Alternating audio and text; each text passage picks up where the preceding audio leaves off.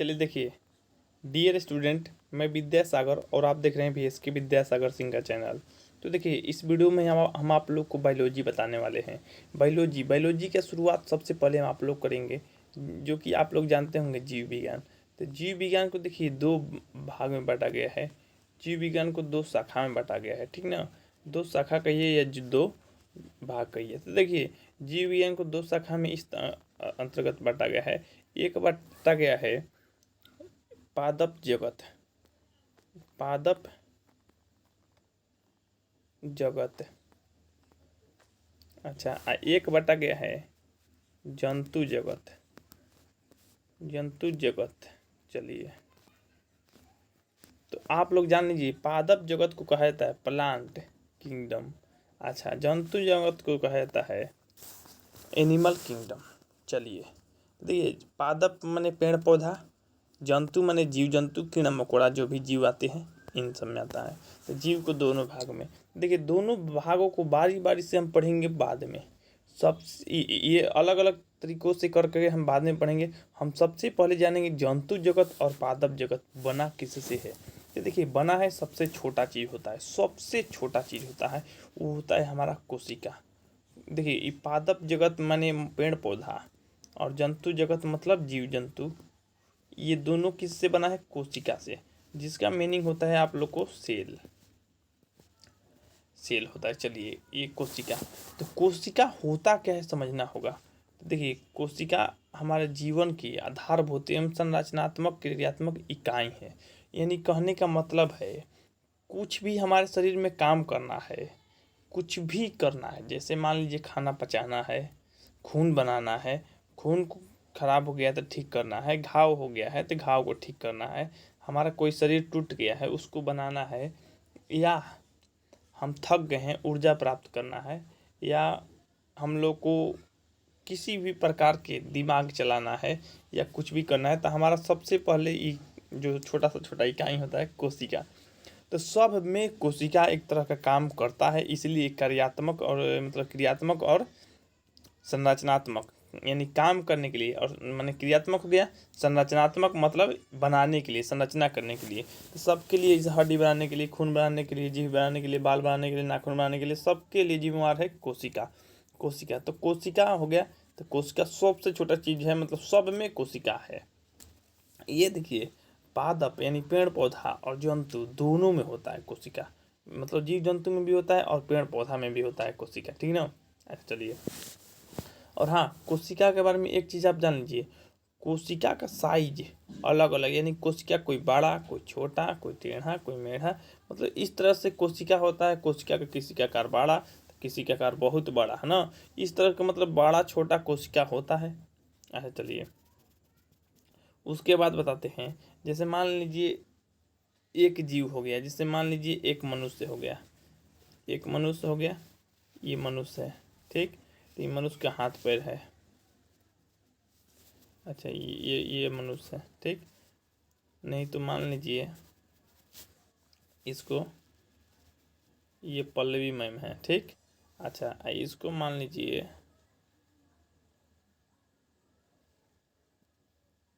इसको मान लीजिए पूजा मैम है ना।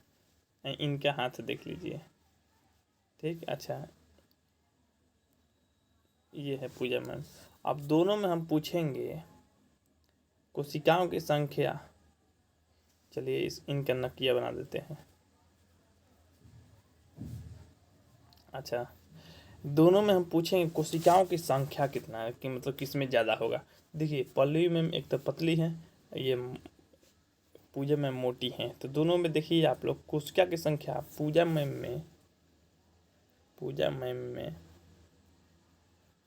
कोशिका की संख्या अधिक हो जाएगा, और पल्लवी मैम में कोशिका की संख्या कम हो जाएगी। क्यों?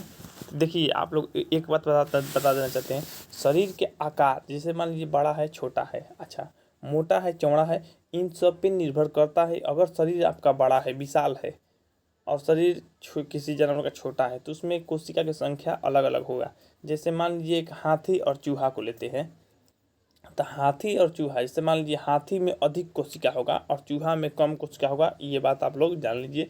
कोशिका की संख्या इधर उधर होती है। अच्छा, उसी तरह से हम पेड़ पौधा में देख ले, एक मान लीजिए हम लोग गुलाब का पौधा लेते हैं और एक पीपल का पेड़ लेते हैं। अब दोनों में कोशिका की संख्या देखेंगे तो उसमें भी कोशिका का साइज जो है, मतलब साइज नहीं सॉरी, दोनों कोशिकाओं की संख्या, तो संख्या इधर उधर है, मतलब पीपल के पेड़ में संख्या अधिक होगी और गुलाब के पौधा में संख्या कोशिका की अधिक कम होगी, ठीक ना। चलिए उसके बाद बात किया जाता है, आपको मान लीजिए अब सीधे सीधे पीपल है, क्या है, पीपल है।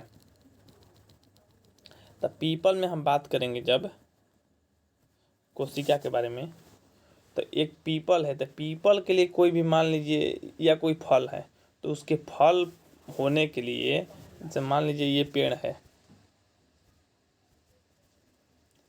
एक पेड़ बना देते हैं, जैसे मान लीजिए ये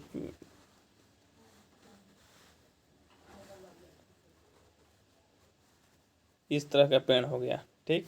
अच्छा, तो ये जो सारा मतलब पेड़ है, तो ये पेड़ में मतलब फल भी फलता है मान लीजिए, तो फल फलाने वाला दूसरा कोशिका है, फल को बढ़ाने वाला दूसरा कोशिका है। अच्छा, इसका पत्ता उगाने वाला दूसरा कोशिका है, मतलब सब काम करने वाला अलग अलग कोशिका होता है, सब काम करने के लिए अलग अलग कोशिका पाया जाता है। तो सब काम अलग अलग करने के लिए कोशिका पाया जाता है। तब बताइए, मतलब सब इसमें कोशिका का समान होगा, मतलब समान साइज का होगा तो नहीं, अलग अलग होगा। उसी तरह मनुष्य में बात की जाए, जैसे मान लीजिए मनुष्य है कोई, ये मनुष्य हो गया, तो ये मनुष्य जो हो गया,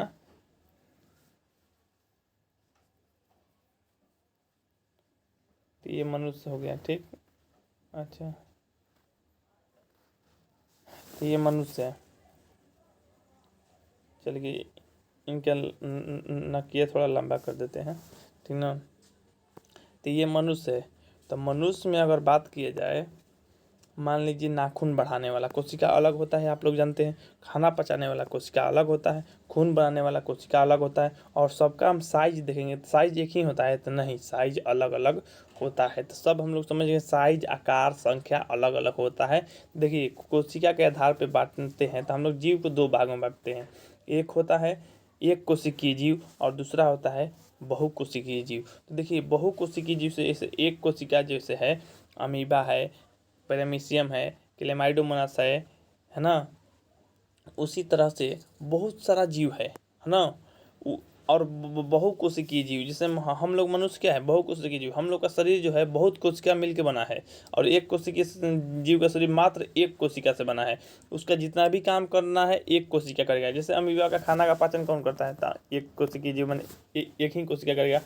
उसमें प्रोटीन कौन बनाएगा, या कुछ भी बनाना है, भोजन से ग्लूकोज बनाना है, तो उसका कौन बनाएगा, मात्र एक ही कोशिका, एक ही कोशिका, तो एक ही कोशिका सब काम करेगा, खाना पचाएगा, खाना खाएगा, खाना से विटामिन बनाएगा, मतलब जो भी उसको प्रदान करना है, खून बनाएगा, काम करवाएगा, बाल बढ़ाएगा, मतलब शरीर बढ़ाएगा, विभाजन करवाएगा, सब एक ही कोशिका। लेकिन बहुकोशिकीय में सब काम करने के लिए अलग अलग कोशिकाएं, तो मनुष्य में सब काम करने के लिए अलग अलग कोशिकाएं होती है। तो देखिए हमारे शरीर में कोशिका जिंदा रहता है, जैसे मनुष्य है, तो मनुष्य है आदमी, तो आदमी अगर मर जाएगा ना, फिर भी कुछ समय तक उसका बाल उगते रहता है। पूछिए कैसे, जैसे बाल उगाने वाला दूसरा कोशिका है, बाल उगाने वाला दूसरा कोशिका है। जैसे मान लीजिए कोई व्यक्ति मर गया है, तो उसके शरीर मरा है, उसके श्वास बंद हुई है, न कि उसके शरीर के पूरा कोशिका मर गया है। कोशिका अभी भी जिंदा है, काम करता है। उसके शरीर में जो ऊर्जा मतलब था, अगर मान लीजिए कोई व्यक्ति है 2 घंटा नहीं खाता है, 2 घंटा नहीं खाना खाता है, तो उसका शरीर की ऊर्जा और कोशिका काम करता है ना, तो उसी का तरह से कोशिका हमेशा काम करता रहता है, बहुत लंबा समय तक काम करता है। तो मान लीजिए वो एक्सीडेंट हुआ या कोई किसी प्रकार से मर गया, तो उसका बाल जो है मतलब बढ़ता रहेगा, उसके कोशिका का नहीं मालूम है तो ये शरीर मर गया है, तो कोशिका क्या करेगा, उसी के शरीर के अभी ऊर्जा जो बचा है उसी ऊर्जा से बाल उगाते रहेगा, नाखून उगाते रहेगा, तो थोड़ा बहुत समय तक बाल उगते रहता है, मतलब कुछ दिन तक, 6 दिन 7 दिन तक बाल उगते रहेगा। फिर मान लीजिए अगर आप पानी नहीं खा रहे, जो मर गया है पानी नहीं खा रहा है, पी नहीं रहा है, मतलब कुछ भी नहीं कर रहा है, तो ऊर्जा नहीं मिलेगी, तो ऊर्जा नहीं मिलेगी तो वही कोशिका उसके शरीर को ही खाना शुरू कर देगा, और उसके शरीर में बड़ा होकर वो कीड़ा मकोड़ा लग जाएगा। आप लोग जानते होंगे, देखते होंगे। तो कोशिका के बारे में बहुत अच्छा से समझ गए आप लोग। अब चलिए, कोशिका को समझने में आप लोग को 10 मिनट लग गया, ये आप लोग कोशिका की बस छोटी सी जानकारी है। अब कोशिका की परिभाषा, कोशिका के बारे में ध्यान से देखते हैं। तो चलिए, 10 मिनट पूरा हो गया। यहाँ पे आप लोग को देखिए कोशिका, कोशिका हो गया, मान लीजिए इसको हम बना देते हैं कोशिका। तो अब कोशिका है तो कोशिका के अंदर भी कुछ कुछ पाया जाता होगा, आप लोग समझ रहे हैं। तो कोशिका के अंदर कुछ कुछ पाया जाता है तो उसको कोशिका द्रव्य बोला जाता है। क्या बोला जाता है? कोशिका द्रव्य। कोशिका द्रव्य सबको कहा जाता है कोशिका द्रव्य, लेकिन उसमें से कोई अलग अलग काम करने वाला है, कोशिका के अंदर भी काम करने वाला है। तो कोशिका का अंदर काम करने वाला है तो उसका नाम अलग अलग है, उसको बारी बारी से हम लोग चलिए जानते चलते हैं। तो देखिए आप लोग यहाँ हम जूम करके दिखा देते हैं। तो कोशिका के अंदर काम करने वाला कौन है? तो कोशिका के अंदर काम करने वाला अंतःप्रतवी जालिका, जिसको कहा जाता है एंडोप्लाज्मिक रेटिकुलम। अंतःप्रतवी जालिका, एंडोप्लाज्मिक रेटिकुलम, तारकाय, ठीक, लाइसोसोम, केंद्रक, रसधानी, गोल्जिकाएं, माइटोकॉन्ड्रिया, ये सब कोशिका के अंदर होता है। कोशिका देखिए इतना छोटा है तो हमारी आंख से दिख ही नहीं सकता है, कोशिका समझ लीजिए उतना छोटा है, और उसके अंदर भी ये सब पाया जाता है। देखिए ये पूरा का पूरा क्या है? पूरा का पूरा ये कोशिका है। कोशिका के अंदर पाए जाने वाला कोशिका द्रव्य, ये क्या है? कोशिका द्रव्य। लाइसोसोम क्या है? कोशिका द्रव्य। केंद्रक क्या है? कोशिका द्रव्य। तारकाय क्या है? कोशिका द्रव्य। रसधानी क्या है? कोशिका द्रव्य। गोल्जिकाय क्या है? कोशिका द्रव्य। माइटोकॉन्ड्रिया क्या है? कोशिका द्रव्य। सब कोशिका द्रव्य है, मतलब कोशिका में पाए जाने वाले कोशिका द्रव्य है। चलिए हम लोग सबसे पहले जानते हैं कोशिका झिल्ली के बारे में। जैसे देखिए ये हो गया मान लीजिए कोशिका। तो ये जब कोशिका है, कोशिका के अंदर कुछ कुछ पाया गया है ना, कोशिका के अंदर कुछ कुछ पाया गया है। तो अब यहाँ बात आप इस बात को कीजिए, यहाँ पे मान लीजिए कोशिका पाया गया है अंदर में, तो ये जो बाहरी वाला भाग है ना, चलिए इसके कलर चेंज करके दिखाते हैं आपको। तो ये जो बाहरी वाला जो नीला हम कर रहे हैं उसी को केवल समझिए, ये जो नीला वाला है ये इसी को कहा जाता है कोशिका झिल्ली। मतलब ऊपर से कोशिका झिल्ली होता है, ये एक हरी कोशिका झिल्ली होती है, ठीक ना। तो ऊपर में सबसे घेरा रहता है तो उसको कोशिका झिल्ली या प्लाज्मा मेम्ब्रेन या प्लाज्मा झिल्ली, तीन गो नाम है इसका, कोशिका झिल्ली, प्लाज्मा झिल्ली, नहीं तो प्लाज्मा मेम्ब्रेन, ठीक। अच्छा आपको याद हो गया होगा। चलिए इसको प्लाज्मा मेम्ब्रेन भी इंग्लिश में कहा जाता है, मेम्ब्रेन आप लोग को यहाँ देख रहे हैं। तो जो ऊपर में ये घेरा हुआ भाग है इसी को कहा जाता है प्लाज्मा झिल्ली या कोशिका झिल्ली या प्लाज्मा मेम्ब्रेन। चलिए उसके बाद आपको बताते हैं ये जो मतलब आप लोग कोशिका झिल्ली के बारे में पढ़ रहे हैं, इसके बारे में। तो ये जो है जंतु कोशिका और पादप कोशिका दोनों में होती है। जंतु कोशिका और पादप कोशिका दोनों में होती है। जंतु कोशिका मैंने समझ रहे जीव जंतु में होता है, पादप कोशिका पेड़ पौधा में, तो दोनों प्रकार के कोशिका में होता है। पेड़ पौधा वाला कोशिका लीजिए उसमें भी कोशिका झिल्ली होती है, और मतलब जीव जंतु लीजिए तो उसमें भी कोशिका झिल्ली होती है, दोनों में होती है। अच्छा कोशिका झिल्ली बनी किसकी होती है? तो कोशिका झिल्ली लिपिड प्रोटीन की बनी होती है, लिपिड प्रोटीन की। कोशिका झिल्ली लिपिड प्रोटीन की बनी होती है, इसको याद रखिएगा, लिपिड प्रोटीन की, ठीक ना। अच्छा कोशिका के सभी अंग इसी झिल्ली में रहते हैं, जिससे कोशिका का जो अंदर में जो भी है ये सारा अंग है तो इस झिल्ली के अंदर ही होता है, यानी कोशिका झिल्ली के अंदर ही पाया जाता है, ठीक ना। अच्छा खोज, कोशिका का खोज, तो कोशिका का खोज कब हुआ था? तो ये हुआ था आप लोग जान लीजिए 1865 में। कब हुआ था? 1865 में, सॉरी 1665 में ही हुआ था। इस यहाँ पे हम गलती लिख दिए हैं, कोशिका का जो खोज हुआ था 1665 में, सॉरी ये दूसरा बात लिखे हुए हैं, कोशिका का खोज 1665 में हुआ था, ठीक ना। अच्छा आपको हम यहाँ पे लिख दिए हैं, हम यहाँ पे सॉरी गलत बता दिए हैं, इस बात को माफ़ी चाहते हैं, हम गलत बता दिए हैं, कोशिका के बारे में नहीं है। कोशिका के बारे में हम बता देना चाहते हैं, कोशिका का खोज किए थे रॉबर्ट हुक 1665 में किए थे। यहाँ पे आप लोग साफ साफ देख सकते हैं। चलिए हम जूम करके दिखा देते हैं कोशिका के। हाँ अगर हम कोशिका के बारे में पढ़ रहे हैं ना, तो कोशिका के बारे में पढ़ रहे हैं तो कोशिका का अध्ययन करेंगे तो इसको साइटोलॉजी कहा जाता है। क्या? साइटोलॉजी, कोशिका का अध्ययन साइटोलॉजी। तो रॉबर्ट हुक होता है तो 1665 में किए थे। लेकिन हम अभी जो बता रहे थे, जो गलती अभी कर दिए हैं, हम कोशिका झिल्ली के बारे में बता रहे थे। कोशिका झिल्ली, कोशिका का बात नहीं, कोशिका का अंदर वाला बात। तो कोशिका झिल्ली के जैसे 1800 देखिए 1665 में ही खोज हो गया था, लेकिन उस समय उतना विकसित तकनीक नहीं था, तो जो कि गहराई से हम लोग कोशिका का अंदर जाके, अब कोशिका ही इतना छोटा होता है दिखाई नहीं देता है हमारी आँख से, मतलब उसके लिए सूक्ष्मदर्शी की जो जरूरत होती है, इलेक्ट्रॉनिक सूक्ष्मदर्शी। अब बताइए इलेक्ट्रॉनिक सूक्ष्मदर्शी, अब उसके बाद आप लोग को उसके अंदर जाना है, कोशिका के अंदर। तो कोशिका के अंदर जाने के लिए ये खोज हुआ था 1855 में, ये कार्ल नगेली और सी कैमर ने किए थे, सी कैमर और कार्ल नेगेली ने किए थे 1855 में कोशिका झिल्ली यानी प्लाज्मा मेम्ब्रेन या प्लाज्मा झिल्ली। चलिए अब आते हैं कोशिका भित्ति के बारे में। तो कोशिका भित्ति जानने से पहले चलिए ये चित्र हम देखते हैं। इस चित्र को थोड़ा सा छोटा कर देते हैं, जो कि यहाँ पे हालांकि हम दर्शा दिए हैं, चित्र भी देखिए, आप लोग चित्र देख रहे हैं। तो इसमें क्या है ना, इसमें देखिए ये कोशिका झिल्ली है। क्या है? कोशिका झिल्ली है। चलिए समझा देते। कोशिका झिल्ली, प्लाज्मा झिल्ली, प्लाज्मा मेम्ब्रेन। इसमें क्या है, इसमें देखिए दो झिल्लियाँ, पहले आप लोग समझ लीजिए। इसमें दो झिल्ली देखिए, तो एक ऐसे ऐसे करके गई है झिल्ली। अच्छा, एक सीधा वाला झिल्ली है। चलिए हम बना देते हैं पहले। तो ये चलिए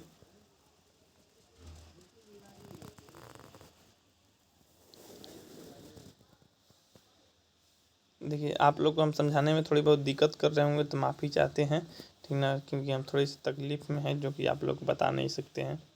चलिए उसके बाद आप लोग देखिए यहाँ पे को प्लाज्मा मेम्ब्रेन के, सॉरी प्लाज्मा मेम्ब्रेन नहीं, ये आप लोग को हो गया कोशिका झिल्ली। उसके बारे में ये मतलब कोशिका भित्ति के बारे में बता रहे हैं। कोशिका भित्ति समझने की कोशिश कीजिएगा थोड़ा सा, मतलब ये ऑफलाइन क्लास होता तो इसके लिए बताइए 2 घंटा हम समझाते हैं, थोड़ी बहुत वीडियो करके हम आधे घंटे में ही समझा रहे हैं, जो कि कम से कम आप लोग को 1 घंटा हम समझाने में समय लेंगे, तभी आप लोग को पूरा अच्छा समझा पाएंगे। तो देखिए इसमें देखिए दो झिल्ली होती है। किस में? तो ये जंतु कोशिका है मेरे दोस्त। अच्छा, उसमें नीचे क्या है? पादप कोशिका है। आप लोग को नीचे में नहीं दिख रहा है, चलिए पादप कोशिका लिखा गया है, हम दिखा देंगे आप लोग को। तो ये जंतु कोशिका, जो ये वाला भाग है आप लोग को यहाँ पे आप समझने की कोशिश, ये वाला जो भाग है ये जंतु कोशिका मतलब जीव जंतु में पाया जाता है। अच्छा, ये पादप कोशिका है। क्या है? पादप कोशिका पेड़ पौधा में पाया जाता है, ठीक ना। अच्छा, अब यहाँ देखिए कोशिश कीजिए। चलिए, ये जंतु कोशिका का जो शरीर होता है कोमल होता है ना, कोमल, ये कोमल जो शरीर ऊपर से बाहर से टोइएगा या कुछ के कोशिका, तो इसके कोशिका कमजोर या कोमल होता है, ठीक ना। अच्छा, ये जो इसका शरीर होता है तो इसका थोड़ा मजबूत होता है पेड़ पौधा का। अच्छा, मान लीजिए एक पेड़ पौधा का एक लाठी लीजिए, लाठी से इस पे वार करिए, इसके शरीर पर, तो इसके शरीर पे वार करिएगा तो इसका शरीर टूटेगा कि लाठी टूटेगा? हो सकता है कभी कमजोर लाठी पड़ जाए तो टूट जाए, लेकिन ज़्यादातर अधिकतर चोट इसी को लगने के गारंटी है। ये आप लोग जान रहे हैं कि इसमें क्या है जो मजबूती इसमें है। मतलब मान लीजिए दोनों का शरीर कोशिका से ही बना है, तो इसमें क्या ज़्यादा हो गया पेड़ पौधा में कि इसका मजबूती मिल गया पेड़ पौधा की कोशिका को, हमारे कोशिका को मतलब जीव जंतु वाला कोशिका को नहीं मिला। तो ये देखिए इसका सीधा सा सरल उपाय बस बता देते हैं, समझ लीजिए। तो इसमें आप लोग देख रहे हैं ना जो ऐसे ऐसे, तो इसको बोला जाता है कोशिका भित्ति। क्या बोला जाता है? कोशिका भित्ति। तो इसमें दोहरी कोशिका भी मतलब ये दोहरी झिल्ली होती है जिसका नाम है कोशिका भित्ति। तो आप लोग इसको अच्छे से समझ रहे होंगे। एक देखिए नीला कलर का दिखाए हैं, उसको कोशिका झिल्ली कहते हैं। तो देखिए कोशिका झिल्ली दोनों में है कि नहीं है? अच्छा चलिए, कोशिका झिल्ली दोनों में है। अच्छा, इसमें देखिए एक रेड कलर का एक अधिक है ना, रेड कलर का अधिक पूरा घुमा हुआ है। तो देखिए इसमें केवल कोशिका भित्ति है, सॉरी कोशिका झिल्ली है। इसमें कोशिका झिल्ली भी है और कोशिका भित्ति भी है। तो कोशिका झिल्ली और कोशिका भित्ति दोनों होता है, ठीक ना। यानी इसके मतलब दोनों है, तो इसलिए इसमें क्या है? कोशिका भित्ति अधिक है। कोशिका भित्ति, भित्ति माने क्या समझते हैं? भित्ति माने दीवार। क्या? भित्ति माने दीवार। तो दीवार इसमें माने कोशिका भित्ति अधिक है, तो इसके मजबूत होने के कारण है कोशिका भित्ति इसमें है, तो कोशिका भित्ति ही कोशिका को मजबूत कराता है। देखिए कोशिका भित्ति किससे बनी होती है? तो ये बनी होती है सेलुलोज की। किसकी बनी होती है? सेलुलोज की बनी होती है। दिखा देते हैं, सेल्यूलोज,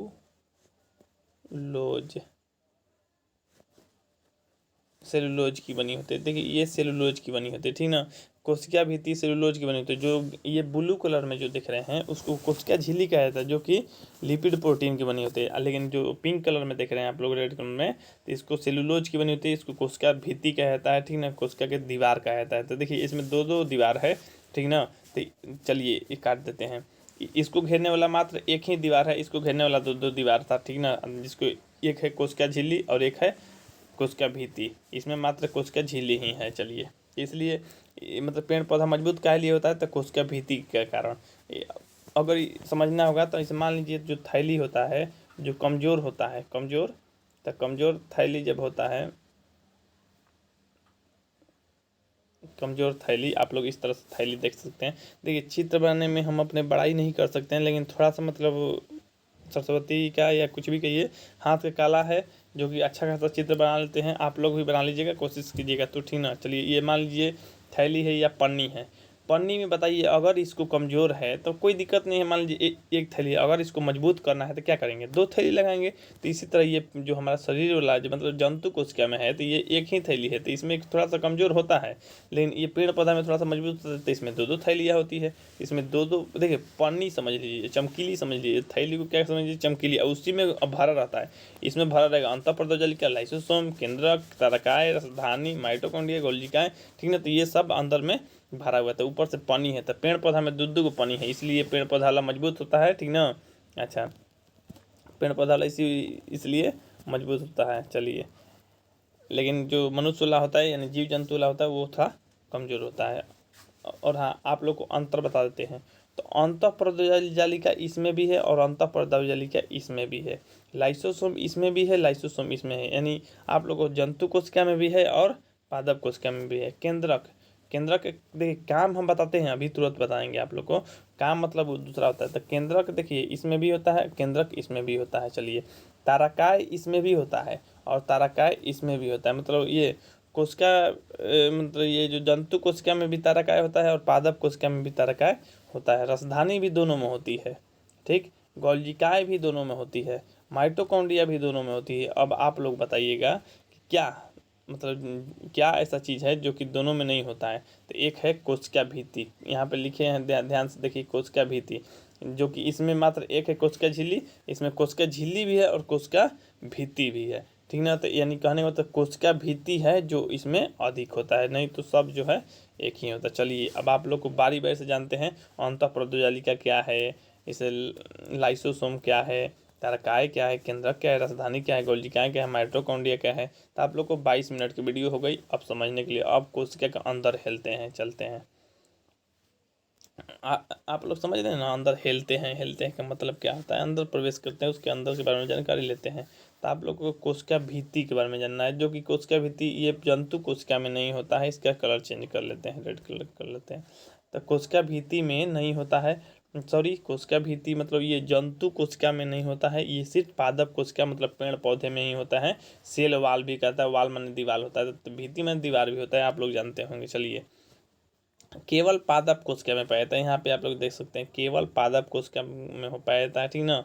यहाँ पे आप लोग को बोर्ड पर पूरा पूरा लिखा गया है। चलिए देखिए, ये सेलुलोज की बनी होती है। ऐसे हमको देखिए याद है, तो हम देखें या नहीं देखें हमको याद है, सेलुलोज की बनी होती है, ठीक। अच्छा, ये काम क्या करती है, ये काम क्या करती है, तो ये काम करती है सुरक्षा एवं आकार प्रदान करने के लिए। जैसे मान लीजिए कोशिका इस तरह से है, कोशिका इस तरह से, तो कोशिका को चोट लगेगा, दब जाएगा, पिछुटा जाएगा, तो मर जाएगा इस तरह से। तो कोशिका के आकार एक चाहिए ना, आकार, निश्चित आकार। निश्चित आकार देने में कौन मदद करता है, तो ये मदद करता है कोशिका भित्ति। भित्ति में दीवार, वही उसका मजबूती बनाए रखता है, सुरक्षा करता है आकार देने में। साइज इसका कैसा होना चाहिए, तो इसका आकार देने में यही मदद करता है कोशिका भित्ति। चलिए देखिए, इसके खोज कौन किए थे, तो रॉबर्ट हुक ने ही किए थे। रॉबर्ट हुक ने ही कोशिका भित्ति के बारे में खोज कर दिए थे, जो कि कोशिका का भी रॉबर्ट हुक ने ही खोज किया था। चलिए देखिए, उसके बाद देखिए बाबू, इसको कहा जाता है सूत्रकणिका मतलब माइटोकॉन्ड्रिया। यहाँ पे देखिए, यहाँ पे चित्र में हम माइटोकॉन्ड्रिया हिंदी में लिखे हैं माइटोकॉन्ड्रिया, यहाँ पे माइटोकॉन्ड्रिया इंग्लिश में लिखे हैं, तो समझ लीजिएगा वही है माइटोकॉन्ड्रिया, मतलब ये सूत्रकणिका हिंदी होता है इसका। उसका जो ये होता है मतलब ऊर्जा गृह भी कहा जाता है। ऊर्जा गृह जिसे मैंने ऊर्जा देने का काम करता है। जैसे मान लीजिए हमारा शरीर है, थक जाता है, मान लीजिए हम 24 मिनट से वीडियो बना रहे हैं, इससे पहले भी हम मतलब 20 मिनट का वीडियो बनाए हैं, इससे पहले भी लोगों से बात की हैं, काफ़ी ज़्यादा मतलब थक गए हैं, फिर भी थकान हम बताते नहीं हैं, किसी को बताना नहीं चाहिए, अपना दर्द किसी को बताना नहीं चाहिए, छुपाने की आदत डालिए। जब अपना दर्द छुपाने लगेगा ना, तो समझ लीजिए कुछ आप बन के दिखा दीजिएगा, नहीं तो दर्द जब बताने लगेगा ना, समझ लीजिए कुछ नहीं कर पाइएगा। चलिए देखिए, हालांकि इतना लंबा वीडियो बना रहे हैं तो पता नहीं कौन देखेगा कौन नहीं देखेगा, फिर भी कोई हमको दिक्कत नहीं है, एतराज़ नहीं है। हमको जितना ज्ञान है हमको देना है, जो बच्चा इसको अच्छा से देख लेगा, समझ लेगा, जानकारी काफ़ी अच्छा से कर लेगा। देखिए, सूत्रकणिका मतलब माइटोकॉन्ड्रिया, इसको ऊर्जा गृह। जैसे मान लीजिए हम थक गए, तो थक गए हैं तो आप बताइए हम खाना खाएंगे ना, तो खाना खाएंगे तो खाना पचेगा, तो कौन ऊर्जा बनाएगा, तो ये बनाएगा माइटोकॉन्ड्रिया। क्या करेगा, माइटोकॉन्ड्रिया है ऊर्जा बना के देगा। हर कोशिका मतलब शरीर में हम लोग को लगभग 60 60 पद्म कोशिका है लगभग, माने हाँ मेरे शरीर में 60 पद्म, जैसे हम मान लीजिए 60 kg के लगभग आसपास हैं, ऐसे मेरा ये 65 हो गया kg, या 65 के आसपास है, तो मान लीजिए 60 ये 60 पद्म हो जाएगा। 60 पद्म मेरे में कोशिका है लगभग, ठीक ना। तो उतना कोशिका में सब में ऊर्जागिरी है, सब लोग ऊर्जा का धीरे धीरे निर्माण करेगा। तो हम खाना खाएंगे तो कुछ समय बाद हमें शरीर में ऊर्जा आ जाएगा और फुर्ती आ जाएगी, तो हम लोग काम करने लगेंगे। चलिए देखिए, तो हम मान लीजिए थके हुए हैं तो हम खाना खाएंगे, आराम करेंगे, तभी ऊर्जा आ जाएगा। देखिए ऊर्जा कैसे आता है, खाना खाने से आ जाता है, पानी पीने से आता है, और रेस्ट करने से आता है। जैसे मान लीजिए हम थक गए हैं तो सो जाएंगे, थोड़ा बहुत ऊर्जा आ जाएगी और काम हम फिर से चालू करने देंगे। उसके बाद मान लीजिए हम भूखे हैं, हम थक गए हैं बिल्कुल, खाना खा लेंगे फिर भी हमें ऊर्जा हो जाएगी, और पानी पी लेंगे फिर भी। जैसे देखते हैं खिलाड़ी खेलता है तो पानी पी लेता है, थोड़ा बहुत ऊर्जा देती है, ताकत हो जाती है, करने लगता है। तो इसलिए हम लोग को तीनों चारों चीज़ जरूरी है। तो देखिए ऊर्जा, इसे देखिए हम लोग को श्वसन करना पड़ता है, श्वसन करते हैं तो उसमें भी ऊर्जा बनता है, ऊर्जा खर्च होता है। तो ये क्रेब्स है ना, क्रेब्स चक्र कहलाता है। क्या, कौन सा चक्र, मतलब ये ऊर्जा बनने का जो चक्र होता है क्रेब्स चक्र कहलाता है। अच्छा, ये 38 ATP, ATP यहाँ लिखना था, ATP, ठीक ना। ये अच्छा बताइए, हमारा शरीर जो है ना, हमारा शरीर में मान लीजिए बैटरी जो होता है रासायनिक ऊर्जा के रूप में रहता है, हमारे शरीर में कौन किस रूप में रहता है, तो ATP का, ATP के। देखिए ये ऑफलाइन क्लास का फोटो खींचा हुआ है, ठीक ना। ऑफलाइन क्लास में बारी बारी से बताते हैं, लिखते हैं कि ATP के रूप में ये आप लोग को रहता है हमारे शरीर में अंदर, ठीक ना। एडेनोसाइन ट्राईफास्फेट के रूप में रहता है। चल देखिए, ये पहले क्या करता है, ग्लूकोज के रूप में बना लेता है, तब ऊर्जा बनाता है। ग्लूकोज बनने के बाद ही ऊर्जा बनाता है। तो ग्लूकोज हमारा शरीर बनाता है तभी जाके ऊर्जा बनाएगा। चलिए देखिए, आंतरिक दीवार जो ये मतलब मान लीजिए, चलिए माइटोकॉन्ड्रिया है, इसमें ले चलते हैं। चल देखिए यहाँ पे, चलिए इसको जूम भी थोड़ा सा बहुत कर लेते हैं और बताइए। यहाँ है माइटोकॉन्ड्रिया, माइटोकॉन्ड्रिया है। इसके एक चित्र देखिए, इधर उधर मैंने छोटे छोटे में ऐसे किए हैं। आंतरिक दीवार, तो इसके भी तो अपना दीवार है, माइटोकॉन्ड्रिया का भी अपना दीवार है। तो इसका जो दीवार है, आप लोग को नहीं जानते तो जान लीजिए, ये क्रिस्टी की बनी होती है। क्या की बनी होती है, इसके आंतरिक दीवार किसकी बनी होती है, ये क्रिस्टी की बनी होती है। याद रखिएगा क्रिस्टी, जो कि यहाँ बोर्ड पे लिखा गया है। चलिए खोज, तो खोज कौन किया, तो अल्टमैन ने किया था। कौन, अल्टमैन। यानी माइटोकॉन्ड्रिया का खोज कौन किया था, तो अल्टमैन, यानी सूत्रकणिका का खोज अल्टमैन किया था। चलिए देखिए, उसके बाद आता है गोल्जी बॉडी या गोल्जी काय।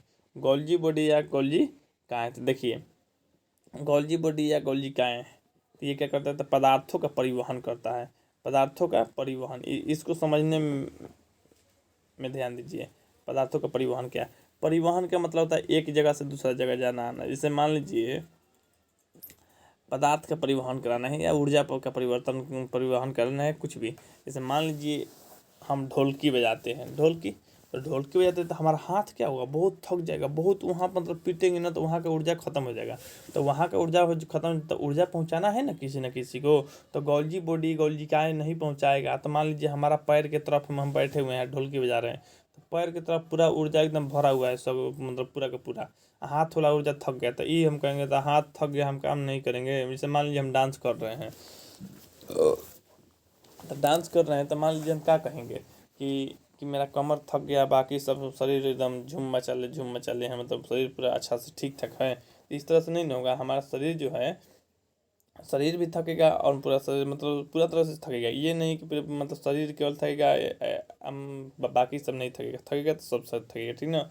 तो देखिए पदार्थ का परिवहन करा देता है, इधर उधर ले जाता है, ठीक ना। इसका खोज कब हुआ था, तो 1898 में हुआ था, फैमिलो गॉल्जी ने किया था। तो अपने नाम पे गॉल्जी ने गॉल्जी काय दे दिया, ठीक ना। चलिए देखिए, उसके बाद आप लोग को रसधानी, रसधानी क्या करता है, तो रसधानी वैक्यूल्स कहलाता है, इंग्लिश में वैक्यूल्स, जो कि जल संग्रहण का काम करता है। जल संग्रहण, अब देखिए जल संग्रहण होता क्या है। देखिए मान लीजिए हमारा शरीर है, हमारा शरीर में जान लीजिए आप लोग देखते होंगे 65 से 70% जल है। 65 से 70% क्या है, आप लोग हमारे शरीर में जल है। तो 65% जल है। इसे मान लीजिए कोई 100 kg के व्यक्ति है, 100 kg के व्यक्ति जिससे काफ़ी मोटे ताजे हो जाएंगे ना। देखिए 100 kg के व्यक्ति हैं तो उसमें से 65 kg जो हैं उस व्यक्ति का भार हो जाएगा, यानी आप लोग को 35 kg वजन पानी का हो जाएगा। तो पानी कहाँ है उसके पेट में ज़्यादा से ज़्यादा 1 लीटर या 2 लीटर ही पानी होगा। पूरे शरीर में है, पूरे शरीर की कोशिका में है, कोशिका के अंदर है पानी। कहाँ है? तो कोशिका के अंदर जाइए, ढूंढिए रसधानी में, वहाँ पे पानी मिलेगा। वो वैक्यूल्स में छुपा हुआ रहता है पानी। इसमें थोड़ा सा भी पानी, मतलब कोशिका के अंदर थोड़ा सा भी पानी की कमी होगी ना, तो बस प्यास हम लोग को लग जाएगा। तो हमको क्या मैंने समझते हैं आप लोग, पेटवा में पानी कम हो जाता है? नहीं, पेट में तो पानी उतना के उतना रहता है, लगभग थोड़ा बहुत की कमी होती है। हमारा पूरा शरीर का जो कोशिका है, कोशिका में थोड़ी बहुत पानी की कमी होगी तो हमारा कोशिका बता देगा कि पानी की कमी हो गई है। चलिए देखिए आप लोग को, चलिए यहाँ पे आप समझाते हैं। देखिए अब अभी कोशिका आधा भी हम नहीं ख़त्म किए हैं। अब देखिए हम जल्दबाजी करेंगे, वीडियो लंबा हो गया है, लेकिन अभी आधा भी नहीं ख़त्म हुआ, 30 मिनट हो गया। आप लोग समझ सकते हैं, ऑफलाइन क्लास से 1.5 घंटा हम पढ़ाते हैं तो ख़त्म होता है। आप लोग सोच रहे हैं छोटी सी वीडियो में ख़त्म कर दे। एक वर्ड भरने का मतलब क्या, 2 घंटा जाना चाहिए ना। चलिए हम 2 घंटे जाएगा तभी तो मज़ा आएगा जी। उसके बाद बताते हैं तारकाय, जो कि सेंट्रोसोम कहलाता है। क्या इंग्लिश में सेंट्रोसोम कहा जाता है, तारकाय। तो इसको कोशिका विभाजन या पुनर्निर्माण, कोशिका विभाजन का मतलब टूट नहीं जाना, हमको पुनर्निर्माण करना। जैसे मान लीजिए हमको चोट लग गया, जैसे मेरा ये हाथ का कलाई है, यहाँ पे फट गया, चोट लग गया यहाँ पे, इस तरह से फट गया, तो ये ठीक हो जाएगा धीरे धीरे करके। ये ठीक हो जाएगा धीरे धीरे करके, मतलब सारा घाव भर जाएगा, ये मतलब फिर से ठीक हो जाएगा, इस तरह से हो जाएगा। तो अब बताइए ठीक हुआ ना, तो कैसे हुआ? चोट लगा था तो वहाँ कोशिका मरा था, तो कोशिका नया नया आ जाता है, बन जाता है। जैसे मेरा घाव है, घाव को मान लीजिए छेद इतना है बड़ा, धीरे धीरे आके चमड़ा पपड़ी लद के धीरे धीरे मतलब सब ठीक हो जाता है, घाव आ जाता है, बिल्कुल मतलब प्लेन हो जाता है। तो प्लेन होने के मतलब क्या हुआ, वहाँ पर कोशिका नया नया निर्माण हुआ है, कोशिका नया नया निर्माण हुआ है, कोशिका बना है। तो ये कोशिका कौन बनाता है बाबू? तो कोशिका बनाता है तारकाय, मतलब सेंट्रोसोम बनाता है। तो कोशिका विभाजन या पुनर्निर्माण का काम करता है। देखिए कोशिका विभाजन बनता है तभी कोई चीज़ ठीक होता है, नहीं बनेगा, कोशिका विभाजन नहीं होगा तो ठीक नहीं होगा। तो सबसे ज़्यादा कहाँ कोशिका विभाजन होता है? तो हमारे शरीर के लीवर में होता है, लीवर में। जैसे कि देखिए ये मनुष्य है ना, तो ये मनुष्य का जो गर्दन हो गया, ये शरीर, तो इस साइड में लीवर होता है, इधर मतलब ये दायां हाथ की तरफ में लीवर होता है, दायां हाथ की तरफ में, ये बायां हाथ की तरफ नहीं, दायां हाथ की तरफ में लीवर। तो लीवर में अगर मान लीजिए कोई डैमेज होता है तो जल्दी अपने आप को ठीक कर लेगा, कोशिका विभाजन तेजी से कराता है तो जल्दी अपने आप को ठीक कर लेगा। लेकिन बाकी अंग मतलब थोड़ा धीरे करता है ना। लेकिन एक ब्रेन, जो ब्रेन होता है तो वो सबसे कम कोशिका विभाजन करता है। तो इसलिए ब्रेन में अगर चोट लग जाए या ब्रेन में कोई दिक्कत हो जाए ना, तो ये कोशिका विभाजन बहुत कम करता है, अपने आप को ठीक जल्दी नहीं कर पाता है। तो इसलिए चोट अभी ब्रेन पे लग जाना तो उसको मान लीजिए बोला जाता है ये कोमा में चला गया, पागल हो गया, जल्दी ठीक नहीं होगा, क्योंकि कोशिका विभाजन बहुत धीमा करेगा या नहीं करेगा। इस तरह से उसको 10-15 साल लग जाएगा ठीक होने में, मात्र लीवर को 2-3 दिन 4-5 दिन में ठीक हो जाएगा। सोच सकते हैं कोशिका विभाजन लीवर तेजी से करता है यकृत, ब्रेन जो होता है दिमाग, वो बहुत कम करता है। ठीक है, तो इसलिए ब्रेन पे चोट मत लगवाइएगा। आपके पापा मम्मी मारे ना तो ब्रेन पे मत मरवाइएगा कभी भी। इसके खोज बोबरी ने किए थे। कब? कौन? बोबरी, ठीक ना। अच्छा चलिए, इसको अंतःप्रद्योजालिका, एंडोप्लाज्मिक रेटिकुलम, अंतःप्रद्योजालिका मतलब एंडोप्लाज्मिक रेटिकुलम के बारे में जानना है। तो इसको आंतरिक कंकाल कहता है, माने आंतरिक कंकाल कहने का मतलब इसको अंदर का हड्डी, जैसे हमारा शरीर जो होता है ना, शरीर किस पे टिका है? हड्डी पे। अगर हड्डी नहीं रहे तो सांप जैसा हम लोग लड़क जाएंगे, ये झूलने लगेंगे केवल चमड़ी पे, ठीक है। तो हड्डी का होना जरूरी है। तो अंतःप्रद्योजालिका जो होता है आंतरिक कंकाल है, इसको अंदर की हड्डी कहता है। देखिए अंतःप्रद्योजालिका जो है, अंतःप्रद्योजालिका, ये तो मतलब ये क्या करता है, कोशिका को टान ले रहता है। यहाँ पे देखिए ये मान लीजिए इस तरह से कोशिका है ना, तो ये कहता है चलो तुम वैसे ही रहो, पिचकेगा नहीं कभी भी। चोट अगर लड़ी, आप लोग देख दीवार में सट गए, लड़ गए, दब गए, तो कोशिका भी दब के मर नहीं जाएगा। कोशिका को टालने कौन रहेगा, यहाँ मजबूती कौन दिया रहेगा, तो चलो वहीं पे रहो, कोशिका जैसे हो वैसे रहो। तो इसको अंतःप्रद्योजालिका ये सब काम करता है। यानी कहने का मतलब ये कंकाल है, माने हड्डी है इसके अंदर के, ठीक ना। आंतरिक सहायता प्रदान, अंदर में उसका मदद कौन करता है, सहायता कौन प्रदान करता है, कुछ नहीं होने देता है, चोट नहीं लगने देता है।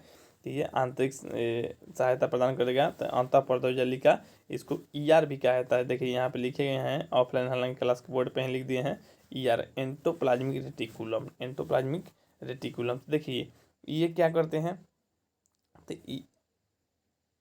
इसमें देखिए ये करते हैं, आप लोग को SER एक पढ़ेंगे, SER बताते हैं। एंडोप्लाज्मिक रेटिकुलम 2 भाग में होता है, एंडोप्लाज्मिक रेटिकुलम 2 भाग में होता है। इसमें चलिए हम आप लोग को बता देते हैं, थोड़ा सा यहाँ पे ध्यान दीजिए। ये इस तरह से आप लोग देख रहे हैं चित्र ना, इस तरह से माफ़ कीजिएगा क्योंकि हम ये बड़ा वाला डिजिटल बोर्ड नहीं है, ताकि आसानी से हम समझा पाएँ। देखिए ये 2 भागों में बाँट दिए, तो इधर जो है वासा निर्माण करेगा। ये चिकना है ना, आप लोग देख सकते हो चिकना है, ये क्या है, खुरदरा है। यहाँ पे बिंदु बिंदु बिंदु बिंदु बहुत सारा बिंदु दिख रहा है, खुरदरा रॉफ, तो इसको रॉफ है, यहाँ मिट गया है रॉफ। रॉफ एंडोप्लाज्मिक रेटिकुलम मतलब RER। एक तो ER का रहता है, रॉफ है तो RER हो गया ना, RER रॉफ एंडोप्लाज्मिक रेटिकुलम, ठीक ना। खुरदरी अंतःपरदवी जालिका, इसका हिंदी हो गया खुरदरी अंतःपरदवी जालिका रॉफ एंडोप्लाज्मिक रेटिकुलम। अच्छा, जो अब देखिए चिकना वाला है, तो चिकना वाला क्या है, चिकना वाला स्मूथ है, स्मूथ माने चिकनी, चिकनी अंतःपरदवी जालिका माने SER, चिकनी अंतःपरदवी जालिका। चिकनी वाला जो क्या करेगा, वासा का निर्माण करता है। जैसे मान लीजिए हमारा शरीर मोटा होता है, महिलाओं का मोटा होता है थोड़ा सा, मतलब शरीर आप लोग देखे होंगे तो शरीर मतलब मोटा होता है। अच्छा, शरीर मोटा होता है, उसके बाद आप लोग देखते होंगे मतलब मोटा होता है एडिपोज के कारण। हालांकि बता देंगे आप लोग को, वासा अधिक होता है, वासा अधिक होता है, चर्बी अधिक होगा, चर्बी अधिक होगा न मोटापन अधिक होगा, तो मोटापन अधिक होता है। देखिए ये पुरुषों में थोड़ा सा कमी होती है महिलाओं की अपेक्षा, पुरुष में कम होता है और महिलाओं को ज़्यादा। जिसमें वासा अधिक बनेगा तो उसमें गर्मी कम लगेगा। तो आप लोग को बारात में देखते होंगे महिलाओं को और पुरुष को, तो पुरुष वहीं ठंडे के दिन में रजाई कोट पहन के जाते हैं सब लोग, मफलर गमछा मतलब शॉल स्वेटर सब चीज़ पहन के। वहीं महिला देखिए एक साड़ी पहन लेंगी और पीछे से वो भी सामियाना दिखाती चलेंगी, जो कि आप लोग को ब्लाउज देखते होंगे इधर से। तो ये जो चित्र में तो उल्टा हम बना दिए हैं, तो ब्लाउज के जो यहाँ वाला भाग है, यहाँ वाला सामियाना दिखाती चलेंगी। और अब बताइए वो सामियाना दिखाने वाला चीज़ है, ये ठंडी में बचने, लेकिन महिलाओं को गर्मी लगती है, मतलब ठंडी कम लगती है, तो इसीलिए तो दिखाती है। मतलब ये इसमें क्या है, वासा अधिक बनता है, तो गर्मी भी कम लगेंगे, तो महिलाओं को थोड़ी गर्मी, सॉरी महिलाओं को थोड़ी ठंडी कम लगती है, गर्मी ज़्यादा लगती है, क्योंकि वासा का निर्माण अधिक होता है, वासा के कारण ही गर्मी भी लगती है। थोड़ा महिला में ज़्यादा होती है, तो इसलिए महिला को थोड़ा ठंडी भी कम लगती है। तो यहाँ पे आप लोग देख सकते हैं RER मतलब रफ एंडोप्लाज्मिक रेटिकुलम, ये प्रोटीन निर्माण करता है। तो देखिए ये बिंदु बिंदु को क्या कहता है, बिंदु बिंदु को राइबोसोम कहा जाता है। क्या कहता है, बिंदु बिंदु को राइबोसोम कहा जाता है। यहाँ ध्यान से देखिए, ऑफलाइन क्लास में हम बता दिए हैं, लिखवा दिए थे, ये प्रोटीन का निर्माण करता है और ये वासा का निर्माण करता है। बिंदु बिंदु को क्या कहा जाता है, राइबोसोम। यहाँ पे ये चित्र भी दर्शा भी दिए हैं, देखिए यहाँ पे राइबोसोम, इसको राइबोसोम, छोटी छोटी बिंदुओं को राइबोसोम कहता है। राइबोसोम किसका निर्माण करता है, तो प्रोटीन का। और ये जो चिकना होता है ये वासा का निर्माण करता है, ठीक ना। तो चलिए देखिए, उसके बाद देखिए यहाँ पे कोशिका झिल्ली एवं कोशिका प्लेट का निर्माण भी करता है। कोशिका झिल्ली और प्लेट का निर्माण कौन करता है, तो यही करता है, ये करता है आप लोग को एंडोप्लाज्मिक रेटिकुलम माने अंतःपरदवी जालिका। चलिए देखिए, अब एक है राइबोसोम। तो राइबोसोम में यहाँ पे लिखे दिए बता ही दिए, तो प्रोटीन निर्माण करता है। हमारे शरीर में प्रोटीन निर्माण कौन करता है, तो राइबोसोम, याद रखिएगा राइबोसोम। सबसे देखिए कोशिका के अंदर सबसे छोटा कौन है, चलिए इसको समझा ही देते हैं अच्छे से। देखिए इसको, देखिए ये अब कोशिका आप लोग आंख से नहीं देख सकते हैं, इसको सूक्ष्मदर्शी की सहायता से देखना है। उसके अंदर देखिए होता है अंतःपरदवी जालिका। अंतःपरदवी जालिका को 2 भाग में बांट दीजिए, और 2 भाग में इसमें छोटी छोटी बिंदु है जो उसको राइबोसोम। तो कोशिका के सबसे छोटा अंग कौन है, कोशिका के अंदर सबसे छोटा अंग कौन है, तो राइबोसोम है, याद रखिएगा ये सबसे छोटा अंग है राइबोसोम। चलिए देखिए, उसके बाद आप लोग जान देखते हैं केंद्रक। क्या, केंद्रक के बारे में, इसको केंद्रक कहा जाता है, केंद्रक। तो केंद्रक इसका ठेकेदार होता है, दिमाग होता है, वही काम करवाता है, ठीक ना। तो केंद्रक देखिए, न्यूक्लियस भी कहा जाता है इसको इंग्लिश में। ये ब्रेन सेल्स मतलब कोशिका का दिमाग है, कोशिका का दिमाग, कोशिका का सारा काम करवाएगा, मेंटेनेंस करवाएगा कौन, तो केंद्रक ही करवाएगा। कोशिका का दिमाग में ब्रेन सेल भी कहा जाता है। कंट्रोलर भी होता है, नियंत्रण करवाता है, ठीक ना। ये कंट्रोलर होता है, कंट्रोल करता है सब पे। चलो तुम काम अच्छा से करो, राजधानी तुम पानी को रखो अच्छा से, अंतःपरजालिका तुम मजबूती बना के रखो रे, ऐसे कहेगा गौलजी का है, तुम को सब पदार्थ को इधर उधर लेते जाओ, जहाँ कमी है देते जाओ। अच्छा, लाइसोसोम बताते हैं क्या करता है, ठीक ना। तो पहले ये मतलब केंद्र की कहेगा माइटोकॉन्ड्रिया तुम सही से ऊर्जा बनाओ, क्यों नहीं बना रहे हो, ऊर्जा की इधर उधर कमी है, तो इसलिए सब काम करवाएगा केंद्रक। ये क्रोमोसोम, केंद्रक के अंदर ही क्रोमोसोम DNA RNA का निर्माण होता है। क्रोमोसोम जिससे इसे मान लीजिए आप लोग 46 क्रोमोसोम से मतलब मनुष्य के संतान की उत्पत्ति होती है। मतलब 23 क्रोमोसोम मम्मी से, 23 क्रोमोसोम पापा से मिलता है, ठीक है, तो 46 क्रोमोसोम। मतलब मम्मी से, जैसे हम लड़का है तो मम्मी से क्या मिला होगा, 22 क्रोमोसोम। ये पापा से भी 22 क्रोमोसोम मिल गया होगा। लेकिन एक जो है मम्मी से क्या मिला, तो मम्मी से एक्स क्रोमोसोम, और पापा से क्या मिलेगा, वाई। तो ये हम जो जीव बने हैं वो बना है मतलब 22 को, मतलब 44 को, और एक एक्स और वाई मतलब 46 को। तो एक मतलब 44 को ऐसे है ना, और प्लस में एक्स और वाई हमको क्रोमोसोम मिला है, इसलिए हम लड़का हैं। तो जो मतलब लड़की या मतलब जो भी है उसमें XX क्रोमोसोम होता है। तो देखिए इस तरह से निर्माण होता था। हालांकि ये जब वीडियो लाएंगे अगला तो उसमें बता देंगे आप लोग को। देखिए, तो क्रोमोसोम का निर्माण और RNA और DNA, जैसे मान लीजिए DNA, जैसे मान लीजिए कोई लड़का है और कोई केस कर दिया, ये आपका लड़का नहीं है, ये नाजायज़ लड़का है, आप किडनैप करा के लाए हैं, या मान लीजिए किसी की पत्नी है और वो नाजायज़ लड़का रखी हुई है, वो बाप का बेटा नहीं है, तो वो बाप क्या करेगा, अपना DNA और अपने बच्चे को DNA जांच कराएगा। DNA अगर मैच नहीं करता तो वो जान लीजिए नाजायज़ लड़का है। यानी आपका लड़का होगा तो DNA मैच करेगा, यानी संतान के मतलब ये पकड़ा जाएगा। अगर उसका संतान रहेगा, किसी बाप का बेटा रहेगा, तो DNA ही मैच कराना होता है। तो DNA का जो मुख्यालय है हैदराबाद में, भारत में। चलिए देखिए उसके बारे में बताते हैं। इसके खोज तो केंद्र के खोज किए थे रॉबर्ट ब्राउन। रॉबर्ट ब्राउन किए थे, ठीक ना। यहाँ पे हालांकि गलती लिख दी है, रॉबर्ट ब्राउन। चलिए उसके बाद हम बताते हैं ये प्रोटीन। प्रोटीन मतलब इसमें प्रोटीन कितना होता है, तो 80% प्रोटीन इसी में होता है, केंद्रक के अंदर। और DNA जो होता है 10% DNA, जो कि लड़का होता है तो पकड़ा जाता है। तो DNA 10% और प्रोटीन 80% होता है। 10% में दूसरा दूसरा 90% यही दोनों मिला के होता है, ठीक ना। अच्छा, उसके बाद अब लास्ट है लाइसोसोम। देखिए हालांकि जल्दी हो रहा है, क्या कीजिएगा उसके लिए सॉरी, है ना। हालांकि आप लोग को वीडियो मतलब बहुत लंबा हालांकि जा रहा है, उससे कोई दिक्कत नहीं है। हालांकि ये ऑफलाइन क्लास है तो ऑफलाइन क्लास जैसा हम पढ़ाएंगे ही, मतलब कहीं पे कमी नहीं करेंगे। ये नहीं कि वीडियो को बताते जाएं, लाइक सब्सक्राइब करते जाएं, ये सब बोलेंगे तो और वीडियो जाएगा लंबा। चलिए देखिए, यहाँ पे आप लोग को जो करना है वो सब करिएगा, ठीक है। लाइसोसोम होता है इसके अंदर, लाइसोसोम फटने का काम करता है और पाचन करता है। देखिए कोशिका के भीतर में ऐसे मान लीजिए, आप समझा देते हैं, उसको छोड़ दीजिए लाइसोसोम को। इसको अंदर में मान लीजिए कोई भी दिक्कत है, जैसे मान लीजिए रसधानी में कोई दिक्कत है, रसधानी थोड़ा सा खराब हो गया, चोट लग गया, ऐसे मान लीजिए कोई मार दिया। हाँ हाँ, हम जा रहे थे, मान लीजिए कोई लॉकडाउन में पीट दिया पुलिस वाला, तो हमारा हाथ पैर एकदम मतलब ये कालापन पड़ जाएगा वहाँ पे, तो कोशिका मुआ है, कोशिका मर गया है। तो लाइसोसोम क्या करेगा, उसको पचाएगा। मतलब मान लीजिए तरकाय में कोई गड़बड़ी हो गई है, तरकाय खराब खराब पदार्थ छोड़ दिया, इसे गोल्जिकाय ले जा रहा था पदार्थ, इधर छोटी छोटी छोड़ दिया, तो इसको कौन पचाएगा, केंद्रक कहेगा ए पचा रहे तू। लाइसोसोम क्या करेगा, केंद्रक मतलब पचवाएगा का, ये सब काम करवाता है केंद्रक ऐसा, तो लाइसोसोम उसको पचा लेगा। लाइसोसोम आसानी से उसको पचा लेगा, ठीक ना।